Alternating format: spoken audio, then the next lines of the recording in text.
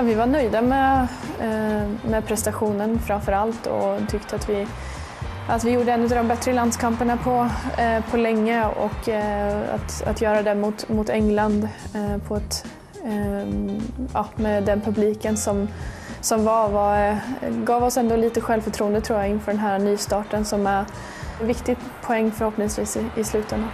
Blackstenius has the pace to run away from the England defence, but she can't put the chance away. Big opportunity for Sweden, let off for England. Hur länge sitter en sån miss i? Skulle jag fått den frågan för några år sedan så skulle jag ju svarat att den sitter i längre.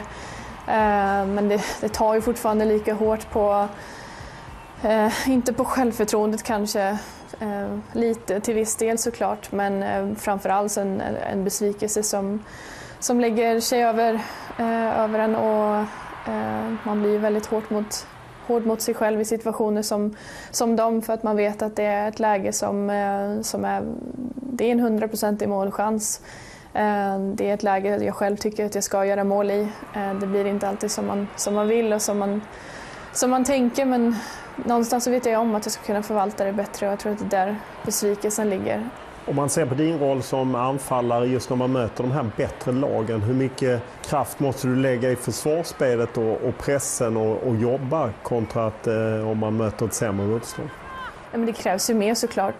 Vi utgår mycket från försvarsspelet och vill att det ska sitta och jag tror att när det väl gör det så har vi mycket att vinna i vårt anfallsspel också. Vi hamnar i mycket bättre positioner i vårt anfallsspel och just i den här matchen så gav det oss väldigt mycket kontringsmöjligheter. Hur mycket tappar man i det offensiva när man måste lägga så mycket i det defensiva? Ja, det är klart att man vill ju egentligen bara spela anfallsspel, men i sådana här matcher så vet man att det behövs. Sen kan det ju absolut påverka i energin, hur mycket kraft man har i sina löpningar framåt och sen är det bara att försöka och köra på så gott man kan, så vet man att det är spelare som kan komma in om det inte räcker hela vägen. Well, that's a clever ball to the back post, and Rolfö, one of Sweden's stars, strikes to level things up. Fridolina Rolfö är ju tillbaka. Vad betyder hon för landslaget? Supermycket. Vi vet vilken styrka hon har i sitt spel och spelar i kanske världens bästa lag, så det är klart att hon kommer hit med kvaliteter och bidrar på ett otroligt sätt i sitt sätt att spela och blir ju lite av en ledare på planen också. Så tacksamt och kul att ha henne här igen.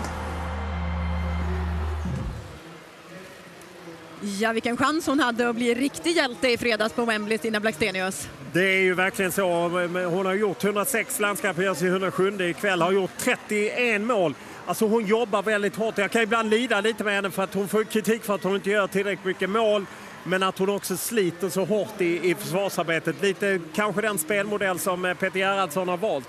Och nu spelar hon också lite för sin framtid med ett utgående kontrakt i klubblaget Arsenal. Så är det, och jag menar, hon har fått tuff konkurrens. De värvade ju Russo och hon har inte spelat så mycket. Hon har startat 5 ligamatcher hela säsongen. Tufft för henne. Nu har ju bra sista månad avgjord ligacupfinalen. Men det är klart, med ett utgående kontrakt, du är plötsligt...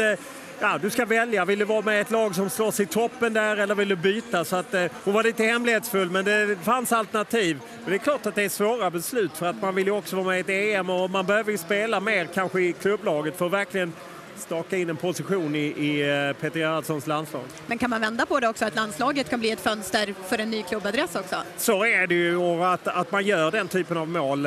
Att det, jag menar, skulle hon sänka Frankrike så är det klart att det betyder något. Hon har ju varit Frankrike tidigare, Montpellier ett kort. Eller en tid som hon inte var helt nöjd med. Hon har ju varit mer nöjd med tiden i Arsenal. Men det är klart att hon är en otroligt kraftfull anfallare och hon har säkert att välja på. Det blir intressant att se var hon hamnar eller om hon stannar hos Jonas Eidevall i Arsenal. Ja, verkligen. Och intressant att se vad hon kan leverera idag mot Frankrike.